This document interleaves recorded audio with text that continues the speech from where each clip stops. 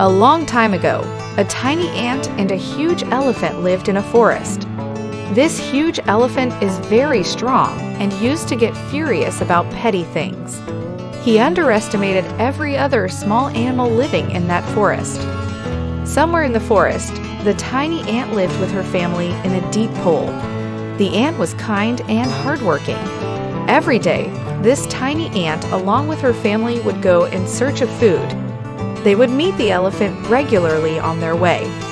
Every time when they met the elephant would make fun of ants and trouble them.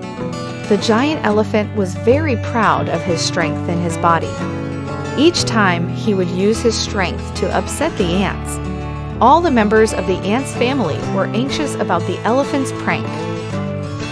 One fine morning, when the tiny ant and her family went off to get their food, the elephant sprayed water from his trunk on the pole. This incident shocked the entire ant family, and the tiny ant started to cry.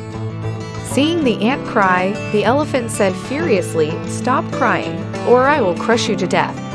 The poor tiny ant stopped crying, but she decided to teach a lesson to the giant elephant. One afternoon, when the elephant was sleeping, the ant slowly crawled in the elephant's trunk and started biting him. The elephant woke up due to the ant bite. The elephant started to get hurt. He tried everything but could not get that tiny ant out.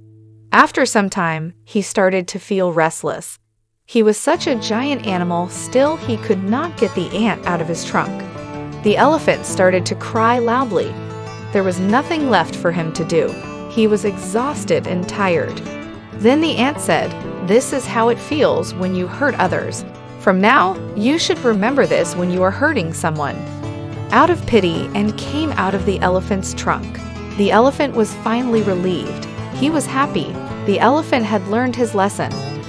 From that day, he promised not to trouble any creature in the forest. This is how the giant elephant learned his lesson.